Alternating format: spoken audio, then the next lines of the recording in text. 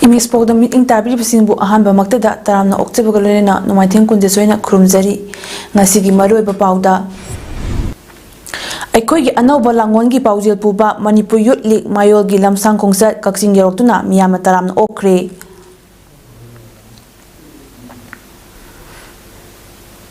ꯅꯧꯅ ꯁꯟꯗꯣꯔꯛꯂꯤꯕ JN1 COVID ꯂꯥꯏꯆꯠ ꯑꯁꯤ ꯉꯥꯛꯊꯣꯛꯅꯕ ꯃꯤꯌꯥꯝꯅ ꯁꯦꯝ ꯁꯥꯔꯁꯤ ꯍꯥꯏꯅ ꯗꯤꯔꯦꯛꯇꯔ ꯑꯣꯐ ꯍꯦꯜꯊ ꯁꯔꯚꯤꯁꯦꯁꯀꯤ ꯗꯤꯔꯦꯛꯇꯔ ꯁꯁꯤꯀꯨꯃꯥꯔꯅ ꯍꯥꯏꯈ꯭ꯔꯦ꯫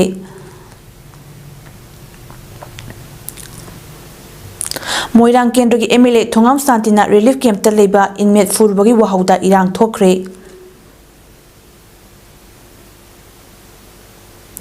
ꯂꯣꯏꯅꯅ ꯑꯥꯔꯥꯚꯤꯌꯟ ꯁꯤꯗ ꯀꯃꯔꯁꯤꯌꯦꯜ ꯁꯤꯞꯇ ꯗ꯭ꯔꯣꯟꯅ ꯑꯦꯇꯦꯛ ꯇꯧꯈꯤꯕꯕꯨ ꯂꯨꯝꯅ ꯂꯧꯏ, ꯃꯔꯥꯜ ꯂꯩꯕꯁꯤꯡ ꯐꯪꯅꯕ ꯊꯤꯒꯅꯤ ꯍꯥꯏꯅ ꯗꯤꯐꯦꯟꯁ ꯃꯤꯅꯤꯁꯇꯔ ꯔꯥꯖꯅꯥꯊꯅ ꯐꯣꯡꯗꯣꯛꯈ꯭ꯔꯦ꯫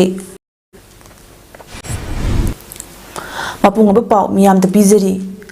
ꯃꯅꯤꯄꯨꯔ ꯌꯨꯠ ꯂꯤꯒ ꯃꯌꯣꯜꯅ ꯑꯩꯈꯣꯏꯒꯤ ꯑꯅꯧꯕ ꯂꯥꯡꯒꯣꯜꯒꯤ ꯄꯥꯎꯖꯦꯜ ꯄꯨꯕ ꯂꯝꯁꯥꯡ ꯈꯣꯡꯆꯠ ꯀꯛꯆꯤꯡ ꯗꯤꯁꯇ꯭ꯔꯤꯛꯀꯤ ꯀꯛꯆꯤꯡ ꯈꯨꯅꯧ ꯀꯣꯂꯦꯖꯇꯒꯤ ꯉꯁꯤ ꯑꯌꯨꯛ ꯂꯝꯊꯥꯔꯛꯂꯕ ꯃꯇꯨꯡ ꯅꯨꯃꯤꯗꯥꯡꯋꯥꯏꯔꯝ ꯃꯝꯁꯤꯜꯂꯛꯄꯗ ꯀꯛꯆꯤꯡ ꯗꯤꯁꯇ꯭ꯔꯤꯛ ꯍꯦꯗꯀ꯭ꯋꯥꯔꯇꯔ ꯌꯧꯔꯛꯈ꯭ꯔꯦ꯫ ꯀꯛꯆꯤꯡ ꯍꯥꯌꯔ ꯁꯦꯀꯦꯟꯗꯔꯤ ꯁ꯭ꯀꯨꯜꯗ ꯉꯁꯤ ꯑꯍꯤꯡ ꯌꯥꯏꯔꯛꯂꯕ ꯃꯇꯨꯡ ꯍꯌꯦꯡ ꯑꯌꯨꯛ ꯊꯧꯕꯥꯜ ꯗꯤꯁꯇ꯭ꯔꯤꯛꯀꯤ ꯋꯥꯡꯖꯤꯡꯒꯤꯗꯃꯛ ꯈꯣꯡꯁꯥꯜꯂꯒꯅꯤ ꯍꯥꯏꯔꯤ꯫ ꯉꯁꯤ ꯑꯌꯨꯛ ꯄꯨꯡ 9:10 ꯇꯥꯕꯗꯒꯤ ꯀꯛꯆꯤꯡ ꯈꯨꯅꯧ ꯀꯣꯂꯦꯖꯇꯒꯤ ꯈꯣꯡꯁꯥꯟꯕ ꯍꯧꯔꯛꯈꯤꯕ ꯑꯩꯈꯣꯏꯒꯤ ꯑꯅꯧꯕ ꯂꯥꯡꯒꯣꯜꯒꯤ ꯄꯥꯎꯖꯦꯜ ꯄꯨꯕ ꯂꯝꯁꯥꯡ ꯈꯣꯡꯆꯠꯀꯤ ꯈꯣꯡꯆꯠꯂꯣꯏꯁꯤꯡ ꯑꯗꯨꯅ ꯕꯔꯃꯥ ꯁꯨꯒꯅꯨ ꯂꯝꯕꯤꯗ ꯀꯛꯆꯤꯡ ꯗꯤꯁꯇ꯭ꯔꯤꯛ ꯍꯦꯗꯀ꯭ꯋꯥꯔꯇꯔ ꯇꯝꯅ ꯂꯥꯛꯄꯗ ꯂꯝꯕꯤ ꯑꯁꯤꯒꯤ ꯃꯐꯝ ꯀꯌꯥꯗ ꯈꯨꯟꯗꯥꯔꯤꯕ ꯋꯥꯏꯈꯣꯡ, ꯊꯣꯡꯖꯥꯎ, ꯑꯦꯂꯥꯡꯈꯥꯡꯄꯣꯛꯄꯤ, ꯊꯧꯅꯥꯎꯖꯝ, ꯌꯥꯡꯗꯣꯡ, ꯂꯪꯃꯩꯗꯣꯡ, ꯂꯝꯖꯥꯎ, ꯋꯥꯕꯒꯥꯏ ꯂꯝꯈꯥꯏ, ꯀꯩꯔꯛ ꯑꯃꯗꯤ ꯀꯛꯆꯤꯡ ꯀꯩꯊꯦꯜꯗ ꯃꯤꯌꯥꯝꯅ ꯇꯔꯥꯝꯅ ꯑꯣꯛꯄꯒ ꯂꯣꯏꯅꯅ ꯃꯤꯌꯥꯝꯒꯤ ꯑꯣꯏꯕ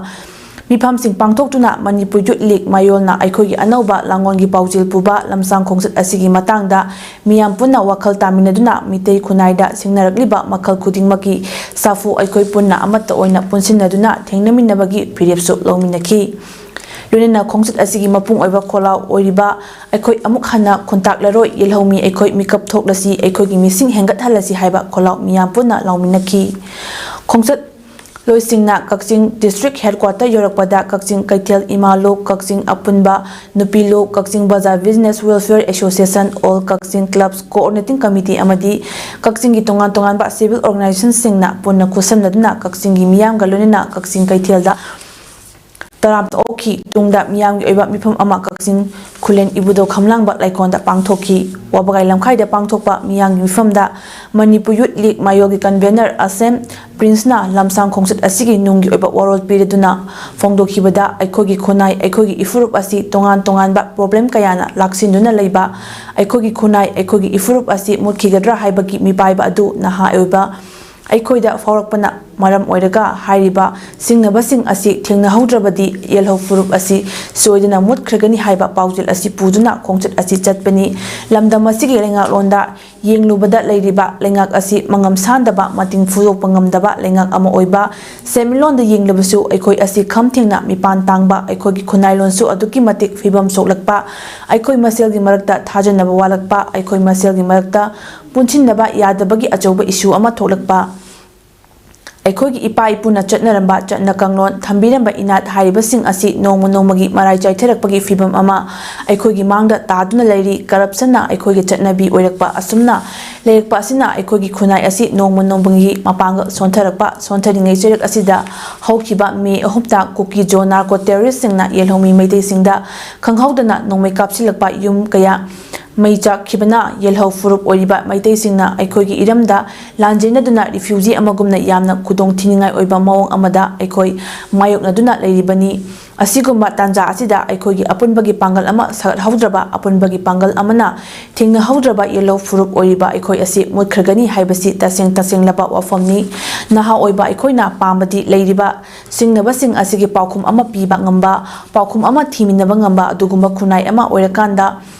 ꯁꯤꯡꯅꯔꯛꯄꯁꯤꯡ ꯊꯦꯡꯅꯃꯤꯟꯅꯗꯨꯅ ꯑꯃꯗꯤ ꯑꯩꯈꯣꯏꯒꯤ ꯑꯅꯧꯕ ꯏꯍꯧ ꯑꯃ ꯃꯤꯌꯥꯝ ꯍꯨꯞꯅ ꯁꯥꯒꯠꯃꯤꯟꯅꯗꯨꯅ ꯂꯩꯔꯤꯕ ꯁꯤꯡꯅꯔꯛꯄꯁꯤꯡ ꯑꯁꯤ ꯃꯥꯏꯊꯤꯕ ꯄꯤꯕ ꯑꯁꯤꯅꯤ꯫ ꯑꯩꯅꯤ, ꯑꯩꯈꯣꯏꯅ ꯃꯤꯌꯥꯝꯗ ꯑꯩꯈꯣꯏ ꯃꯤꯀꯞ ꯊꯣꯛꯂꯁꯤ, ꯑꯩꯈꯣꯏꯒꯤ ꯃꯤꯁꯤꯡ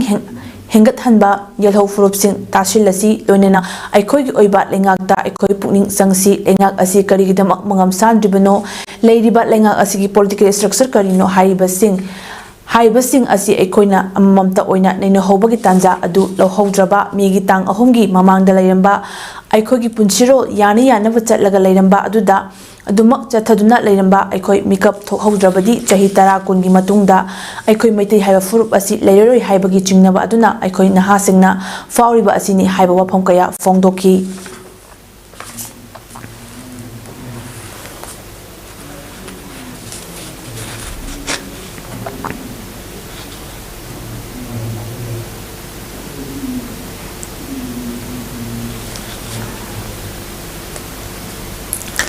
ꯊꯧꯕꯥꯜ ꯑꯃꯁꯨꯡ ꯀꯛꯆꯤꯡ ꯗꯤꯁꯇ꯭ꯔꯤꯛ ꯑꯄꯨꯟꯕ ꯂꯨꯞ ꯇꯛꯗꯥꯜꯅ ꯇꯝꯒꯤ ꯏꯔꯥꯡ ꯂꯩꯇꯕ ꯃꯐꯝꯁꯤꯡꯗ ꯁꯦꯟꯇ꯭ꯔꯦꯜ ꯐꯣꯔꯁꯁꯤꯡ ꯊꯥꯖꯤꯜꯂꯛꯄ ꯌꯥꯕ ꯉꯝꯂꯣꯏ ꯏꯔꯥꯡ ꯑꯁꯤꯒꯤ ꯃꯇꯥꯡꯗ ꯁ꯭ꯄꯦꯁꯤꯑꯦꯜ ꯏꯃꯔꯖꯦꯟꯁꯤ ꯑꯦꯁꯦꯝꯕ꯭ꯂꯤ ꯑꯃ ꯂꯩꯉꯥꯛꯅ ꯀꯧꯗꯨꯅ ꯋꯥꯔꯦꯞ ꯂꯧꯕꯤꯌꯨ ꯑꯃꯗꯤ ꯌꯨꯅꯤꯌꯟ ꯒꯚꯔꯟꯃꯦꯟꯠꯇ ꯊꯥꯕꯤꯗꯨꯅ ꯑꯊꯨꯕꯗ ꯁꯥꯟꯇꯤ ꯄꯨꯔꯛꯅꯕ ꯍꯣꯠꯅꯕꯤꯌꯨ꯫ ꯇꯛꯗꯥꯜꯅꯁꯨ ꯂꯩꯉꯥꯛꯇ ꯃꯄꯨꯡ ꯐꯥꯅ ꯁꯧꯒꯠꯆꯒꯦ ꯍꯥꯏꯅ ꯇꯛꯗꯥꯜꯒꯤ ꯆꯤꯌꯔꯃꯦꯟ ꯋꯥꯏ ꯚꯒꯆꯦꯟꯗ꯭ꯔꯅ ꯊꯣꯔꯛꯄ ꯆꯦꯔꯣꯜ ꯑꯃꯅ ꯐꯣꯡꯗꯣꯔꯛꯂꯤ꯫ ꯆꯦꯔꯣꯜ ꯑꯁꯤꯗ ꯄꯜꯂꯤꯕꯗꯤ ꯍꯧꯖꯤꯛ ꯃꯅꯤꯄꯨꯔꯗ ꯆꯠꯊꯔꯤꯕ ꯑꯦꯊꯅꯤꯛ ꯀ꯭ꯂꯥꯁ ꯑꯁꯤ ꯊꯥ 9 ꯃꯄꯨꯡ ꯐꯥꯖꯤꯜꯂꯛꯂꯦ꯫ ꯀ꯭ꯂꯥꯁ ꯑꯁꯤꯅ ꯃꯩꯇꯩ ꯀꯨꯀꯤ ꯈꯛ ꯅꯠꯇꯅ ꯂꯝꯗꯝꯁꯤꯗ ꯂꯩꯔꯤꯕ ꯀꯥꯡꯂꯨꯞ ꯈꯨꯗꯤꯡꯃꯛ ꯐꯤꯖꯤꯀꯦꯜꯂꯤ ꯃꯦꯟꯇꯦꯜꯂꯤ ꯂꯣꯏꯅꯅ ꯏꯀꯣꯅꯣꯃꯤꯒꯤ ꯆꯩꯊꯦꯡ ꯐꯪꯂꯤ꯫ ꯑꯗꯨꯕꯨ ꯏꯟꯗꯤꯌꯥ ꯒꯚꯔꯟꯃꯦꯟꯠ ꯑꯃꯗꯤ ꯃꯅꯤꯄꯨꯔꯒꯤ ꯂꯩꯉꯥꯛꯅ ꯋꯥꯔꯣꯏꯁꯤꯟ ꯄꯨꯔꯛꯄ ꯉꯝꯗꯕ ꯍꯥꯏꯕꯁꯤ ꯏꯀꯥꯏꯕ ꯄꯣꯛꯏ꯫ ꯑꯣꯏꯔꯛꯂꯤꯕ ꯄ꯭ꯔꯣꯕ꯭ꯂꯦꯝꯁꯤꯡ ꯑꯁꯤꯒꯤ ꯋꯥꯔꯣꯏꯁꯤꯟ ꯄꯨꯔꯛꯅꯕ ꯇꯛꯗꯥꯜꯅ ꯄꯕ꯭ꯂꯤꯛ ꯀꯟꯚꯦꯟꯁꯟ ꯄꯥꯡꯊꯣꯛꯄꯒ ꯂꯣꯏꯅꯅ ꯁꯦꯅꯤꯌꯔ ꯁꯤꯇꯤꯖꯦꯟꯁꯤꯡꯒꯤ ꯁꯥꯟꯇꯤꯒꯤ ꯈꯣꯡꯆꯠ ꯆꯠꯈ꯭ꯔꯕ ꯇꯨꯡꯗ ꯏꯟꯗꯤꯌꯥꯒꯤ ꯄ꯭ꯔꯁꯤꯗꯦꯟꯠꯇ ꯏꯔꯥꯡ ꯑꯁꯤꯒ ꯃꯔꯤ ꯂꯩꯅꯅ ꯄꯣꯏꯟꯠ 6 ꯌꯥꯎꯕ ꯃꯦꯃꯣꯔꯦꯟꯗꯝ ꯊꯥꯈ꯭ꯔꯦ꯫ ꯍꯥꯏꯔꯤꯕ ꯃꯦꯃꯣꯔꯦꯟꯗꯝ ꯑꯁꯤ prime minister, home minister, defence minister, Manipur governor ꯑꯃꯗꯤ ꯆꯤꯐ ꯃꯤꯅꯤꯁꯇꯔꯗꯁꯨ ꯄꯤꯈꯤ꯫ ꯑꯗꯨꯕꯨ ꯉꯁꯤ ꯐꯥꯎꯕ ꯃꯄꯨꯡ ꯐꯥꯕ ꯑꯦꯛꯁꯟ ꯑꯃꯠꯇ ꯂꯧꯈꯠꯄꯒꯤ ꯈꯨꯗꯝ ꯎꯕ ꯐꯪꯗꯦ꯫ ꯆꯤꯡꯒꯤ ꯂꯝꯗ ꯂꯣꯒꯤ ꯋꯥꯡꯃꯗ ꯈꯨꯠꯁꯨ ꯈꯨꯠꯂꯥꯏ ꯄꯥꯏꯗꯨꯅ ꯆꯠꯄ, ꯄꯕ꯭ꯂꯤꯛ ꯃꯤꯇꯤꯡ, ꯔꯦꯂꯤ ꯆꯠꯄꯗ ꯑꯊꯤꯡꯕ ꯂꯩꯇꯕ, ꯂꯣꯒꯤ ꯋꯥꯡꯃꯗ ꯈꯨꯠꯂꯥꯏ ꯄꯥꯏꯗꯨꯅ ꯂꯩꯔꯤꯕꯁꯤꯡ ꯑꯣꯄꯔꯦꯁꯟ ꯇꯧꯗꯨꯅ ꯂꯣꯏꯁꯤꯟꯕ ꯉꯝꯗꯕ ꯑꯗꯨꯒ ꯇꯝꯗꯅ ꯃꯤꯇꯤꯡ, ꯔꯦꯂꯤ ꯄꯥꯡꯊꯣꯛꯍꯟꯗꯕ, ꯄ꯭ꯔꯦꯁꯇ ꯅꯤꯡꯇꯝꯕ ꯄꯤꯗꯕ, ꯀ꯭ꯔꯤꯇꯤꯁꯥꯏꯖ ꯇꯧꯕ ꯌꯥꯍꯟꯗꯕ, ꯂꯩꯉꯥꯛꯅ ꯅꯤꯡꯕ ꯃꯐꯝ ꯃꯇꯝꯗ ꯑꯣꯄꯔꯦꯁꯟ ꯈꯨꯗꯛꯇ ꯇꯧꯁꯤꯟꯕ ꯑꯁꯤꯅ ꯆꯤꯡ-ꯇꯝꯒꯤ ꯃꯔꯛꯇ ꯈꯦꯠꯅꯕ ꯊꯝꯕ, ꯗꯤꯚꯥꯏꯗ ꯑꯦꯟꯗ ꯔꯨꯜꯁ ꯄꯣꯂꯤꯁꯤ ꯁꯥꯟꯅꯕ ꯃꯥꯟꯕ ꯊꯧꯑꯣꯡ ꯆꯠꯊꯕꯗ ꯇꯛꯗꯥꯜꯅ ꯑꯀꯟꯕ ꯃꯑꯣꯡꯗ ꯀꯟꯗꯦꯝ ꯇꯧꯏ꯫ ꯅꯥꯀꯜ ꯑꯃꯔꯣꯝꯗ ꯊꯥ 9 ꯅꯥꯟꯖꯤꯟꯅꯔꯛꯇꯨꯅ ꯔꯤꯂꯤꯐ ꯀꯦꯝꯞꯁꯤꯡꯗ ꯂꯩꯔꯤꯕꯁꯤꯡꯒꯤꯗꯃꯛ ꯔꯤꯁꯦꯇꯜꯃꯦꯟꯠ ꯇꯧꯅꯕꯒꯤꯗꯃꯛ ꯀꯔꯤ ꯈꯣꯡꯊꯥꯡ ꯇꯧꯔꯕꯒꯦ? ꯃꯈꯣꯏꯕꯨ ꯃꯁꯥ ꯃꯁꯥꯒꯤ ꯌꯨꯝꯗ ꯆꯠꯄ ꯉꯝꯍꯟꯅꯕꯒꯤ ꯂꯝꯕꯤ ꯁꯤꯟꯕꯒꯤ ꯃꯇꯝ ꯊꯦꯡꯃꯟꯗ꯭ꯔꯤꯕ꯭ꯔꯥ ꯍꯥꯏꯅꯁꯨ ꯇꯛꯗꯥꯜꯅ ꯋꯥꯍꯪ ꯍꯪꯂꯛꯂꯤ꯫ ꯆꯦꯔꯣꯜꯁꯤꯅ ꯃꯈꯥ ꯇꯥꯔꯗꯨꯅ MP ꯏꯂꯦꯛꯁꯟꯒꯤ ꯃꯤꯡꯗ ꯏꯔꯥꯡ ꯂꯩꯇꯕ ꯃꯐꯝꯁꯤꯡꯗ ꯁꯦꯟꯇ꯭ꯔꯦꯜ ꯑꯥꯔꯝ ꯐꯣꯔꯁꯁꯤꯡ ꯊꯝꯖꯤꯜꯂꯛꯂꯤꯕꯁꯤ ꯂꯩꯉꯥꯛꯀꯤ ꯀꯔꯝꯕ ꯑꯔꯣꯟꯕ ꯑꯦꯖꯦꯟꯗꯥ ꯑꯣꯏꯔꯕꯅꯣ? ꯖꯝꯃꯨ ꯑꯦꯟด์ꯀꯥꯁꯃꯤꯔꯕꯨ ꯌꯨꯅꯤꯌꯟ ꯇꯦꯔꯤꯇꯣꯔꯤ 3 ꯊꯣꯛꯅ ꯈꯥꯏꯗꯣꯛꯈꯤꯕꯒꯨꯝ ꯃꯅꯤꯄꯨꯔꯗꯁꯨ ꯁꯦꯄꯔꯦꯠ ꯑꯦꯗꯃꯤꯅꯤꯁꯇ꯭ꯔꯦꯁꯟ ꯄꯤꯈꯤꯕꯒꯤ ꯑꯔꯣꯟꯕ ꯑꯦꯖꯦꯟꯗꯥ ꯂꯩꯔꯕ꯭ꯔꯥ ꯍꯥꯏꯕꯁꯤ ꯂꯩꯉꯥꯛꯅ ꯃꯤꯌꯥꯝꯗ ꯁꯦꯡꯗꯣꯛꯄꯤꯌꯨ꯫ ꯇꯝꯒꯤ ꯏꯔꯥꯡ ꯂꯩꯇꯕ ꯃꯐꯝꯁꯤꯡꯗ ꯁꯦꯟꯇ꯭ꯔꯦꯜ ꯐꯣꯔꯁꯁꯤꯡ ꯊꯝꯖꯤꯜꯂꯛꯄ ꯇꯛꯗꯥꯜ ꯑꯃꯗꯤ ꯃꯤꯌꯥꯝꯅ ꯌꯥꯕ ꯉꯝꯂꯣꯏ꯫ CMꯅ ꯃꯤꯌꯥꯝꯗ ꯄꯤꯕ ꯄꯥꯎꯖꯦꯜꯒꯤ ꯃꯇꯨꯡ ꯏꯟꯅ ꯃꯤꯌꯥꯝꯅ ꯂꯩꯉꯥꯛꯇ ꯀꯣꯑꯣꯄꯔꯦꯁꯟ ꯄꯤꯕꯤꯌꯨ ꯍꯥꯏꯈꯤꯕꯒꯤ ꯃꯇꯨꯡ ꯏꯟꯅ ꯂꯩꯉꯥꯛ ꯑꯁꯤꯅ ꯀꯔꯤ ꯀꯔꯤ ꯑꯐꯕ ꯊꯕꯛꯁꯤꯡ ꯄꯥꯏꯈꯠꯂꯛꯂꯤ ꯍꯥꯏꯕꯗꯨ ꯇꯛꯗꯥꯜꯅ ꯑꯃꯗꯤ ꯃꯅꯤꯄꯨꯔ ꯃꯤꯌꯥꯝꯅ ꯌꯦꯡꯗꯨꯅ ꯂꯥꯛꯂꯤ꯫ ꯍꯧꯖꯤꯛꯇꯤ ꯂꯩꯉꯥꯛꯅ ꯁ꯭ꯄꯦꯁꯤꯑꯦꯜ ꯏꯃꯔꯖꯦꯟꯁꯤ ꯑꯦꯁꯦꯝꯕ꯭ꯂꯤ ꯑꯃ ꯀꯧꯕꯤꯗꯨꯅ ꯋꯥꯔꯦꯞ ꯂꯧꯕꯤꯌꯨ ꯑꯃꯗꯤ ꯌꯨꯅꯤꯌꯟ ꯒꯚꯔꯟꯃꯦꯟꯠꯇ ꯊꯥꯕꯤꯗꯨꯅ ꯑꯊꯨꯕꯗ ꯁꯥꯟꯇꯤ ꯄꯨꯔꯛꯅꯕ ꯍꯣꯠꯅꯕꯤꯌꯨ꯫ ꯇꯛꯗꯥꯜꯅꯁꯨ ꯂꯩꯉꯥꯛꯇ ꯐꯨꯜ ꯀꯣꯑꯣꯄꯔꯦꯁꯟ ꯄꯤꯖꯒꯦ ꯍꯥꯏꯔꯛꯂꯤ꯫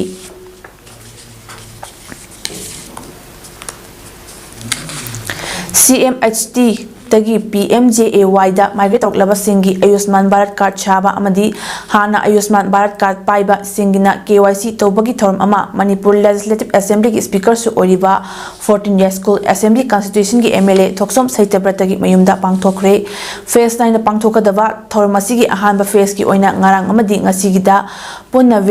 ꯕꯦꯅꯤꯐꯤꯁꯔꯤ 738ꯇ ꯍꯥꯏꯔꯤꯕ ꯈꯨꯗꯣꯡꯆꯥꯕ ꯑꯁꯤ ꯐꯪꯍꯟꯈꯤ꯫ ꯃꯇꯨꯡ ꯇꯥꯔꯛꯄꯗꯁꯨ ꯀꯦꯟꯗ꯭ꯔ ꯑꯁꯤꯗ ꯂꯩꯔꯤꯕ ꯃꯤꯄꯨꯝ ꯈꯨꯗꯤꯡꯃꯛ ꯃꯥꯅ ꯐꯪꯐꯝ ꯊꯣꯛꯄ ꯑꯃꯗꯤ ꯐꯪꯕ ꯌꯥꯔꯕ ꯕꯦꯅꯤꯐꯤꯁꯔꯤꯁꯤꯡꯗ ꯁ꯭ꯇꯦꯠ ꯑꯃꯗꯤ ꯁꯦꯟꯇ꯭ꯔꯦꯜ ꯒꯚꯔꯟꯃꯦꯟꯠꯒꯤ ꯁ꯭ꯀꯤꯝ ꯈꯨꯗꯤꯡꯃꯛ ꯐꯪꯍꯟꯅꯕꯒꯤ ꯊꯧꯔꯝꯁꯤꯡ ꯃꯇꯝ ꯃꯇꯝꯒꯤ ꯑꯣꯏꯅ ꯄꯥꯡꯊꯣꯛꯈꯤꯅꯤ ꯑꯃꯗꯤ ꯍꯥꯟꯅꯗꯒꯤꯁꯨ ꯄꯥꯡꯊꯣꯛꯇꯨꯅ ꯂꯥꯛꯂꯤ ꯍꯥꯏꯅ ꯁꯩꯇꯕ꯭ꯔꯇꯅ ꯐꯣꯡꯗꯣꯔꯛꯂꯤ꯫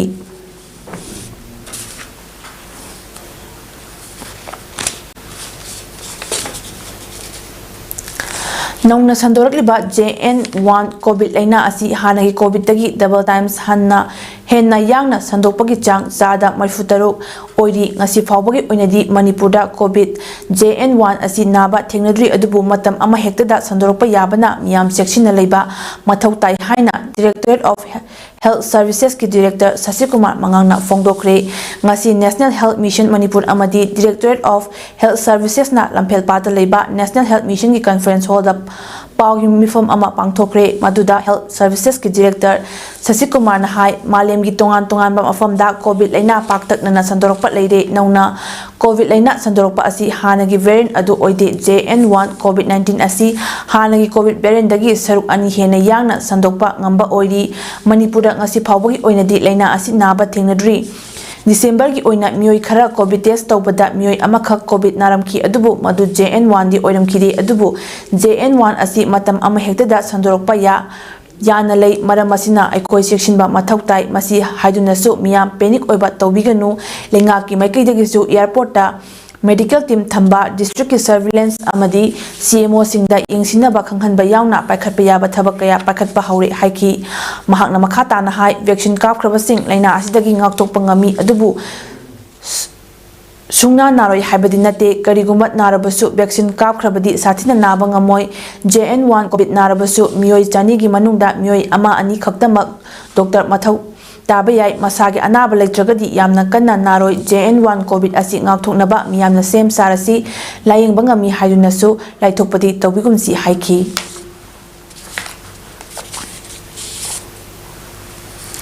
Government of India Ministry of Information and Broadcasting Regional Office Imphal gi Makada awareness program on 9 years seva Susasan Garib Kalyan Viksit Bharat Sankalp Yatra and Sweep ki manungchanna Tapasya A Center for Performing Art Chingjamai Wangma Pebia Pandit Lekaida leiba Sangsan asina Kakching District ki Kakching Wari Kongoi Bazar Community Hall da hangliba relief camp ta leima jagoi dondolo pungcholom na chingba kaya ama utkre art and culture bu pamjaba miyoy kaya amana saruk yakibaga lonina Sangsan asibusu asuki matik thagat piraki haina Sangsan asigi media coordinator Yengkhom Sundarna phongdorakli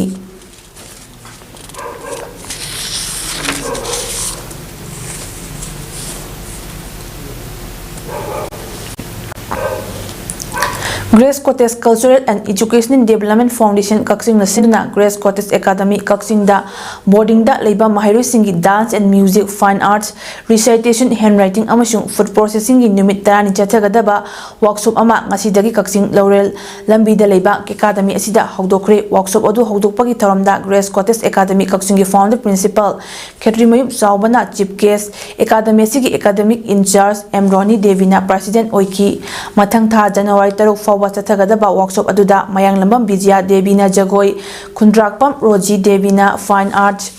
Mayang Lambam Vinod Kumar na music Nomai Them Demota Devina handwriting Khetrimayum Kangatombina recitation aduga Salam Devina food processing gi matangda takpi tambigani hari workshop adu pangthokpagi matangda KS Saubana phongdokhibada Angang singbu jumnagi lai khakta tambibagi mathakta tungda kanagadaba hiram kayasu tambibagi tangai fadaba adugi khalaga academy asina vacation gi matamda tongan ba hiram kaya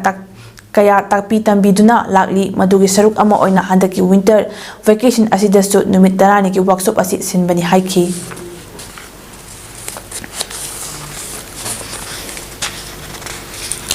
Imphal West ki Chief Judicial Magistrate Oiramba Laikhidraba Yengkhom Somwajiki Nifunipan Suba Mapok Numit Kalunena Mithoi Mihelaba Mahairoi Singda Mana Yentopagi Tharom ama ngasi Library and Information Center Kaksingi Mipun Sangda Pangthokiba Tharom aduda Justice A. Guneswar Sharma Judge High Court of Manipurna Athoiba Mithung Dr. Naurem Giridhari National Library Awardee su Oriba RIMS amasung Zenimski Chief Librarian Oirambana Tharmapu amasung Yumkham Rothar Registrar General High Court of Manipur amadi Professor Rajan Head of Department Chemistry Manipur University anina akhanaba mithung sing oina saruk yaki ngasigi thorom adugi manung chana bosemna loba HSLC examination 2023 da Kakching Center gi makok mathang takraba mahairoi ahum amasung kosemna loba 2023 gi class 12 gi science arts amasung commerce gi oina Kakching gi makok takraba mahairoi da shell amasung momento piduna ikaiknabu amasung pukning thogatpa utki Tharom gi athoiba mithung tharomapu amasung akhanaba mithung sing amadi tharom aduda saruk yakibasingna laikhidraba Yengkhom Somwaji ki thawaina taibang sembiba mapu gi leikolda ingna chikna layunaba ani tomina letuna thongjaki athoiba mithung oikiba Justice Guneswar na hai laikhidraba Yengkhom Somwajit afaba just amani mahaki mamangda leiriba che sangsing adugi achumba matung inna kupna yengduna achumba wail adu thuna piduna miyamda matam chana wail phanghanduna miyamgi thaugal Taurom Kiba afaba just amani phongdoki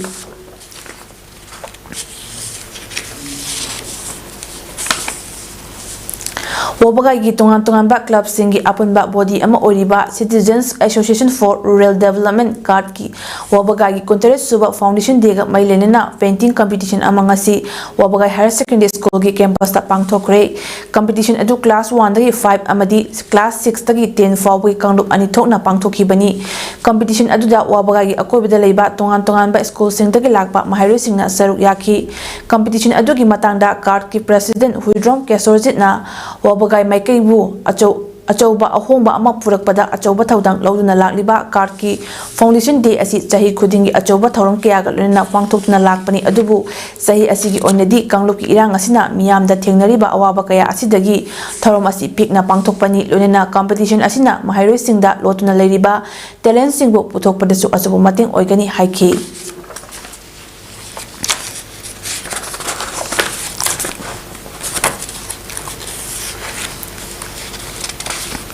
Haukiba December Nipangi Numidangda Jirbam District Lengang Popi Police Station da attest toba commando personnel amana Thobal District ki Charangpat Bengi dagi Oinam Gandhi koba mioi ama masagi service ganna kapna hatkiba thodo aduga mailena semkiba JSC ga lenga ka yanikiba amagi matung ina ngasi Deputy Commissioner Thobal Ahantem Subasna Laikhidraba Gandhi gi mayumda chatuna Laikhidraba gi imung manungna leinaba yum ama sanabagi ingchinkre Deputy Commissioner Khongchet aduda Laikhidrabagi imung manung amadi JSC gi miusingda Laikhidraba Oinam Gandhi gi lehoriba imung manungna leinaba yum ama Laikhidrabagi karma hek loibaga saba hauragani hainaba thajaba piramki Deputy Commissioner Khongchet aduda DRDA gi Executive Engineer su loinaki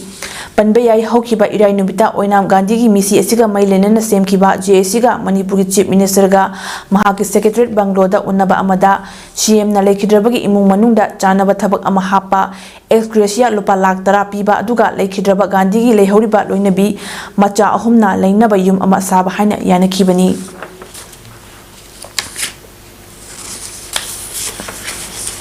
Thobal District ki Tentha Police Outpost tagi BSF pung kunmari gi manungda lokthokadabani haina ngasi Tentha apunba lupna SP Thobal amadi Wangjing Tentha Kendro gi MLA da memorandum pisinkre Tentha apunba lup ki masing yamlaba ima iben singna SP Thobal gi office da thomjin ki tungda ima ibel singi mihut Karaga SP Thobal ga haktingnena unaduna memorandum pisinki masing yamlaba ima iben sing aduna amuk Wangjing da leiba Wangjing Tentha Kendro gi MLA Paungnam Brojeng yumda thomjinki MLA masa leitabadagi mahaki PRO da memorandum pisinba aduda saruk yakiba Tentha apunba lup ki president Moirangthem Sanatombin hai Tentha da karigumba makhal amatagi irang leite yamna ingna chikna leiriba mafam asida BSF personnel nifu thamjilatuna miyamda wakhal leita handre maramasina pungkun mari gi manungda lefam asida mafam asida thamliba BSF sing lokthok piu haiba memorandum ama ngasi SP Thobal amadi MLA Brojen anida amamam pisinbani karigumba pungkun mari gi manungda lokthok trabadi makhal makha kya gi khongjang changsingani haiki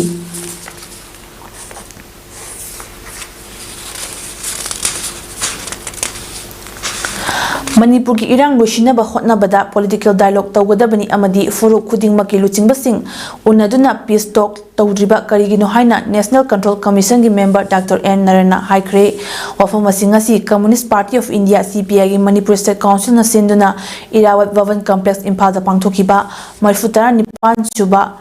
Communist Party of India gi mapo kumun gi tharunga mailenena pungdokhibani tharomaduda Manipur State Council gi Secretary L Thoiren National Control Commission gi member Dr. N Nara Communist Party of India gi hana gi Secretary L Sojin Kumar Party Asima ki Assistant Secretary N Singajit amadi M Joy Kumar su tharomaduda saruk yaki tharomaru aduga mailenena National Control Commission gi member Dr. N Naran hai Manipur lawlessness oiraba lebak ama oire law leitaba lebak amada miyam nungsi chanana leiminaba oithokloi Manipur da mi humdagi hauduna thokliba kanglup ani irang asina maram oiduna miyam khamthengna wanariba asi Communist Party na yengduna leithokpa ngamde thokliba issue asi Manipur lengak amadi India government na warishin ama purakpa ngamdana ngasi phawba leiriba asima yamna laibak thibani irang asi loisinaba kayarak hanna haijarabasu solution ama puraknaba hotnabagi lambi khong thangjilakte haibasi miyamna khangnaraba wafam amani law and order Pange fahaloi haibasi state aduda leiriba lengak adugi mathaudangni miyamgi punsi amadi lantum ngak pa haibasi lengak pariba party adugi thaudangni hainasu narana fongdoki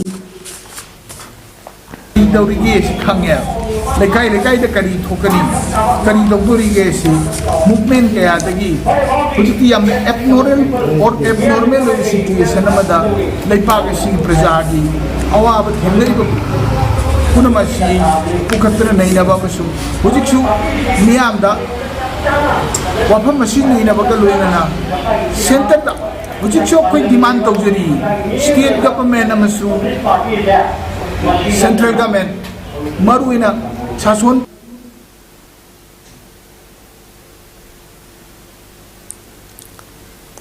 Manipur की येलहुमी ओइबा मैते सिंगबु हाइबोंग मनुंग दलेबा टिन अमगुमना India लेंगक अमदी मणिपुर लेंगकना करिगुंबा खरा पीरेगा स्कीम खरा लाउथोलगा हेक्ता हराव हनगनी हाइबगी वखल थादोपियु अमदी लाइफलाइन ओइबा लंबी सिंगदा मैते मचा सिंगना चथोक चसिन तौबा ललोन इतिक तौजरिबा सिंगबु मिसी मिना अकाय अतोय थोखन थोक्तनबा ngakpi senbiu ngamoi haiba leiragana ngamdre haina haibiu haina MPCC gi General Secretary Pangaijam Charachandran haikre ngasi hengang da leiba mahaki yumda pangthokiba paugi mifam amaga mailenana wafam asi phongdok laduna Charachandran hai me homdagi haurakhiba kanglup ani gi irang asina maram oiraga maru oina maitei singi hingnaba lambi angfa fangna wanare senthok lambi leihanbada lalon itik yauduna lamdam ama saukhatpa yaroi aduna trade and commerce plays significant role in the evolution of economy hairibani maitai macha lalon itik tawba yauna gari ki maposing pumnamak lifeline lambi oiriba singi lambida kangla tombi palel phogak chaw ikhai engang pokpi kaithel manbi dagi hena changsin bangamdre December 13 ta Manipur Chief Minister na Assam da phongdokhiba wafam amada Manipur gi irang karam matamda losingani haiba ngamde haina haikhiba wafam asi thamoi sokningaini masigi mathakta December 16 da Manipur State Transport ki bus sing lamthakhiba adubu lamthungpham khangdana lambi dagi halakhiba adubu security force sing bu yamna solabra haina su phongdokhi lauthoklaga adum harau jagani langi misi mina laijarbasu kariguma khara pirga kariguma khara temlaga kariguma khara lauthoklaga adum harau jagani gaina खनबा गुंबगी ममी अमा ताबचिसु अखोय लाइबक याम थीबने लाक्लिबा MP election amadi assembly election da Manipur People's Party gi oiba mihot puthokna leibak miyam gi seba mapung fana tawba ngamna ba hotnagani haina party asigi working president Bijoy Koijamna phongdokre wafam asinga si polo ground maning da leiba Manipur People's Party gi 63 suba foundation de gi thoronga mailena phongdokhibani ngasi pangtokkiba foundation de gi thorom aduda party asigi ahal oina leiriba maikam ibobi angop yaima senior leader Yumnam Bim leader Yengkokpam Priyo Kumar amadi angom amutombina tharoma pusing oina saruk yaki tharoma dogi manungchana MPP gi fera singkat khibagalana hojik lamda masigi oiriba irang asiga mailena lekhidraba athoba singi photo da leisukatuna ikai khumna utkhi Bijoy Koijamna hai party asi India da leiriba political party singi manungda ariba party amani Manipur da tam ahum lak lengak paiduna miyam gi seba tawduna lakiba adumba party amasuni asigumba party amabu manghandana thamba haibasi yamnamak maru oi lakliba MP election amadi ingsok lisingani kontarata pangthokadaba assembly election asidasu party asigi oiba mihut thadotuna lebak asigi oiba thabak thawai kayada mangjin thana saruk yana hotnaragani haikibaga loinana party asigi constitution asina party asigi personal singda ahenba power piba asi semdokpa tangai fade haiba wafam phongdokhi Tajobo lei madudi ayamba public singi wakhalonda national party sing se mokoina waruk jaba leina khaleba aduna kujige koina mayamna pamasi regional party se kedoduna lerge sineba mayamna hangiba se ado mayamna hangiba pakhum se pinero honabada akoi mayam gi collective wisdom ma ado collective Moirang Kendro gi MLA Thongam Santina relief camp ta leiba inmate ama furui haibagi wahauda Moirang da irang thokre MLA yumda thomjin kre ngasi ayuk charakna pung mapalom tabadagi Moirang Konjengbam da leiba INA headquarter mamang da inmate chingna makogi award apakaya demand kaya taladuna wakat mifam famlingai da MLA Santina inmate ching wari sanasi la u haina MLA gi Moirang film lekai da leiba office ta kauki hairi maduda inmate chingna MLA gi office sangbada MLA na inmate nupa ama puraki haiba wahauda ngasi ayuk pung 12 khar helakpadagi moyangda achoba irang ama thokre moyang area da leiriba relief camp singdagi inmate chungna thoraktuna MLA na inmate fuba yaningde hairaduna MLA office ta amadi MLA gi yumda miyam thomjin ki hairi thodo adugi pau tabdagi Bisnupur gi SP K Megachandra luchingba additional SP Singh moyang police ki OC yauna lakna miyam gi mob adubu control tawki thoidoba pamdaba thodo thokpadi leikide thodo asigi matangda MLA na puri haiba inmate Churachandpur dagi lanjilakpa haujikna moyang college relief camp ta leibani haiba oinam Rabi Kauba mioi amana fongdorakpada moyrangi INA headquarter mamangda darna famlingaida MLA na inmate singwari sanasi lau haibadagi chatpani aduga MLA office yorakpada nupi hana loina changhali adugi matungda nupa changhali aduda MLA na mahaki ngaksam paraga office staff fusinki MLA na khutpudi thade haibabu mahanga tawriba thawong ado MLA amana tawgadaba thabak nate haina fongdoraki thodo asigi tungda Churachandpur dagi lanjilakna relief camp singda leiriba inmate chungna aikoi relief camp ta leiba ngamaroi MLA santina chatlo haina tale aduna Churachandpur da chatlani haina su thawangki hairi inmate chungna irang haurakpadagi district magistrate na ayuk pung 5 dagi numidang pung 8 phawba curfew komthok lambadu kudakta pung 12 makhaida curfew tensin bagi order thoki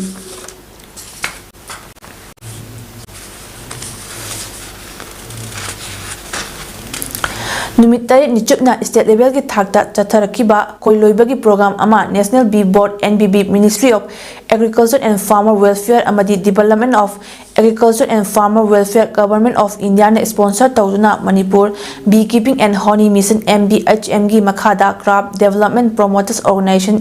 CDPO na sinduna ngasi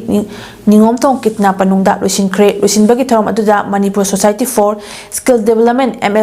SD की mission director LN Kasung amadi Manipur Industry Development Council MIDC की chairman P Lokensu saruk yaki thoromaduga mai lenina Crops Development Promoters Organization की chief promoter Sanabam Bochan hai koiloibagi training program asi pangthokpagi maru oiba maramdi COVID-19 gi matamdagi ngasi phawbasida Manipur gi miyam kham thengna wanaringa cherek asida Crops Development Promoters Organization na tongan ba makhalgi training kaya piduna lakli Manipur gi miyam na mapal leibak potlam kaya laiduna lakli ba asi yaiba makai ekoi gi iramdamda puthokpa yaba pothoksing puthokna lamdam asigi economy da amadi sen thungi fibam da kharadang oirabasu mateng pangbak ngamgani haibagi pandam da training program asi pangthokpani haina botana fongdokki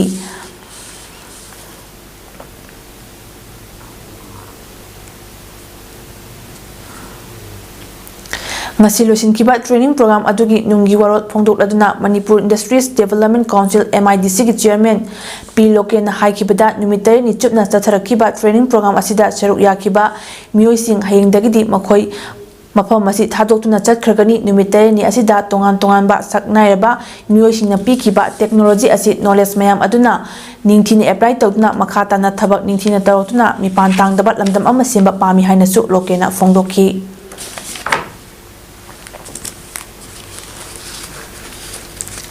Bharat Lenga ki Ministry of Agriculture and Farmers Welfare ki Department of Agriculture and Farmers Welfare ki mityeng makhada Manipur Beekeeping and Honey Mission MBHM amadi Manipur Lenga ki Department of Horticulture and Soil Conservation sinduna numitay ni chathagadaba hayingkhoi yokpagi oiba state level basic training program ama ngasidagi hodokre National Bee Board NBV gi sentang makhada Thoubal district ki oinam sawamungda leiba mahausa complex ta pangthokiba hayingkhoi yokpagi training program hodokpagi tharamda Manipur Lenga ki Horticulture and Soil Conservation ki mission director Zakir Hussain na atoiba mithunglen Maira Foods ki proprietor Subra Hanjabam na thoramapu tanglei Foods ki proprietor Naurem Arun Dayanti amadi Manipur Rural Bank Hiangthang Branch ki branch manager Roshan Laisram na akhanaba mithunglen sing oina saruk yaki atoiba mithunglen gi warolda Zakir Hussain hai khoi haiba jiba sina khohi puthokuna mioiba jati singda kanaba kaya piri ekoina sijinariba hidak langthak khudingmak khohi yauribani masi khakta natana malemda leiriba jiba banba khudingmak tagi khwaidagi faba pollinator amasu oribani khoina leirambadagi ekoi chathok chada 15 dagi kun fawba hengatlibani Bharat Sarkarna Manipurda khohi pinaba achoba demand tawriba ekoina madu piba ngamdaba khaktani maramasina senthok leiba chawkhatpa tinjang kaijangdaba Manipur ama sembada ekoi sembada khoyok pa haibasi yamna mathau tai ekoi khoyok minasi haina Zakir Hussain na miyamda appeal tawrakhi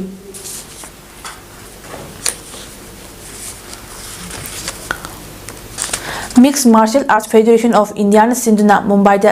Chatakiba Combat Sports Festival da Sanagi Medal Laurakraba Lamdeng Awang Lekaidagi Homesori Kaidembu Taramna Oktuna Puning Tawat Kre BRO Club Lamdeng Awang Lekaina Sinduna Lekaya Sigi Community Hall da Pangtokiba Taramadda Saru Yakiba Frank Nandevamna Lan Changsiliba Matamasi Dasu Iramda Masigi Mai Purukta Bayade Haibagi Achepa Tazaba Amada Chanari Kayana Honariba Simak Taganingaini Iramda Masigi Minchat Purapangam Liba Amadi Hawalak Liba Sanari Kayada Lengaki Maikidagi Ahenba miing sanghaningi leita lairabana namba sanari khunagi yenglaga lengaki maikidagi scheme kaya sembirabadi sanari singi thongna hena haptuna sanabada ninghanaba leiroi haina mahangna phongdoki panbayai mixed martial arts sanari homesori chahi asiki combat sports festival da sanagi medal lorokpada natna mamangdasu masana sigi lamda medal kaya loroktuna manipuri mingchat purakrabi atangba sanaroi ni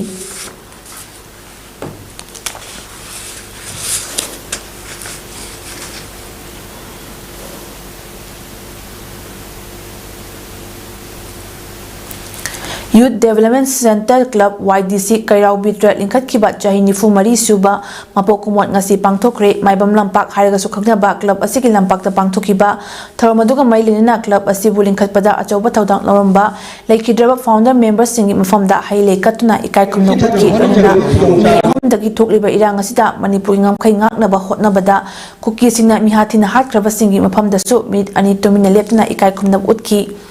Leibaki irang na maram oiraga jamna pangthokiba thorom adugi saruk ama oina Ayush Hospital Kairawa khusamnaduna lemlaying bagi kem amasu pangthoki hariba kem aduda Kairau Bitari miyoi kayada lemlaying chathabadan natuna lemna hidak langtakso phanghanki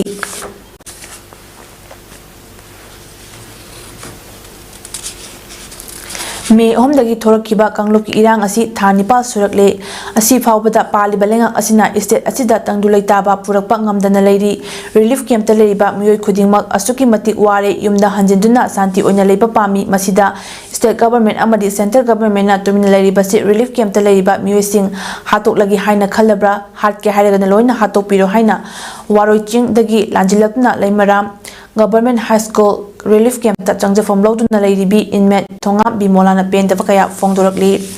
yumthong marifu homdoi khakta ba kuki khul singa thangnana leiba waroi ching khul dagi lanjilakna leimaram Government High School Relief Camp ta changja from lawduna leiba inmate chingna thengnari ba awaba kaya paudam maduna thonga bimolana makhata na fongdorakpada lengang adi irang leitre santi hanjilakli hari adubu kuki singna nongmei kapsilakpadi lepri Relief Camp ta chaba thapa budi wathandi haibabu masina Oibaya Banate Anna Laying Yaubagi Awaba Kaya Tingnari Operation Togadaba Power Sela Tabana Kangli Hingnabagi Land from da Ikoi Hauzik Fee Kara Sajari Kaunagi Beg Sari Asisu Yon from Laitabagi Awaba Tingnari Sarkana Lan Asi Loshingi Hairabadi Nahanna Loshinba Yarabani Hingli Haibatani Nungarakani Haibagi Asa Udre Asigumba Punsi Mahingsida Kayang Kuina Tambi Kidoino Ekoi Hatok Piro Haina Tongambi Molana Makata na Fongdoraki Inmate Echonbam Tasana na Fongdorapada Irangasina Manipuri Achoba Kumhai Ama Oiriba Hianga Giningo Jacoba Supangtok Hudre Adubu Handaki Lakliba Waxingi Tarani 20 Panba Ima Imoinu Ira Tony Toromasidi Imabu Kurumzaba Nangnaba Masa Yumda Hanjin Handuna Kurumzaba Nangnaba Lengak Nahonabiu Karigumba Ira Tony Nangnaba Yumda Hanjin Handragadi Relief Camp Asida Lariba in Mechingna Suicide Tauragani Haina Lengang na Chekshin Lengakta Chekshinwa Tamlakli Mahakna Makata Kibada Lamdam Tamdana Siem Birena Nga U Singdana Amit Shahana Ngakani Haikibasu Leki Adubu Kukina Tamda Nongmai Bomb Kaplakpadi Lepri in Metching Wabana Kamtingle Lengang na Ching Hawaii Karapi Basina Yabanate Angang Sing Lem na Laik Tamhangani Harigasu Seldi Adum Lauri Se Chang Tanabasu Sel Adum Tingni Aduna Imuno Imagi Numiki Mamangda Warishin Purapiyo Haiki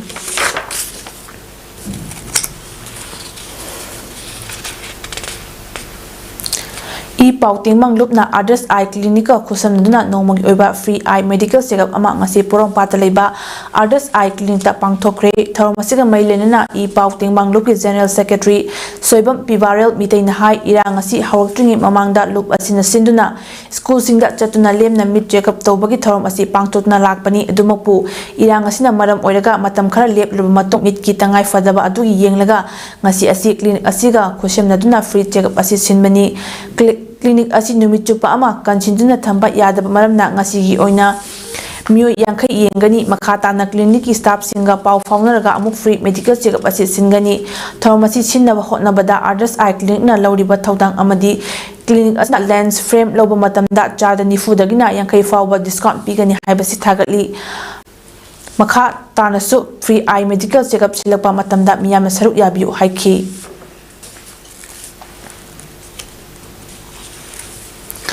Aravensi commercial ship that drone attack Toki Madu Yamna Lumna Lawi Luraba Samudragi Iro Nundagi Fauba Maraleba Singh Fangnaba Tigani Haina Defense Minister Rajnath Singh na Fongdoki. Wapamasi INS Infal Commission Tobagi Thoramda Defense Minister na Haikibani Handak Marak Asi Samudrada Asigumba Todok Tokpa Hengalakli Indiagi Economic Amadi Strategic Power Kankalak Pasida Mashibu Kalakpa Amadi Yaning Bagi Sangsu Hengalakli Haiki Arabian Sida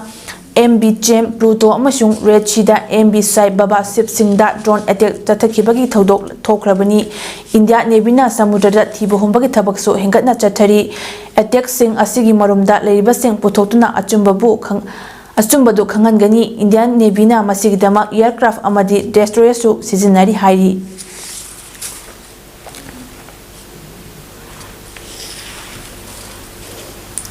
Union Health Ministry na haikibada COVID-19 ki anoba case sami taranito report laki masi tharaga active case ki masing lising mari cham humfutara yaure Karnataka da pungkul mari ki manungda sikiba myoi ohum tharaga COVID na leba asida sikiba masing lak manga lising kuntra homdoi chahum kuntra tret shure India ki COVID case ki apunba masing na crore mari lak yankai Lising Mapan Chatruk Humfuni, Pakibagi Chang na Chada, Marfutara Nipan, Daspik Marfumatoni, no Matada, Mui Kuntra Mariki case Gawadagi, Laki. Anoba Lakiva case, Lising Marichama Humpuragi Manunda, Keradagi, Lising Ohum Sama Kunipan, Oiduna, Quidagi Yamna Oidi, Karnatakatagi, Jahum Nifu Mari Oiduna, Anishubada Lady, Maharashtra Dagi, Yankai Eduga Gawadagi na Contrata Nihaina Health Ministry na Hairi. Alobada Mariba Pau Amukhana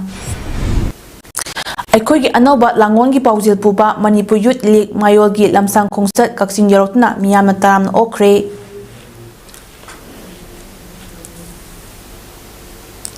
Nauna Sandorliba JN1 COVID License Asik Ngaktuknaba Miyamna Sem Sarasi Haina Directorate of Health Services ki Director Sasikumar na Haikre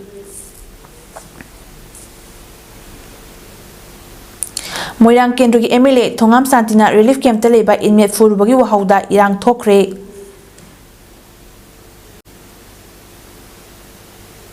Lunina Aravian Sida commercial ship that drone attack Tokibabu Lumna Lawi Marareba Sing Fangnava Tigani Haina Defense Minister Rastana Fongdokre Masigidi Image Paudam Pizaba Matang Astelo Shinjare meeting Tabiri Singbu Amkana Kurumzari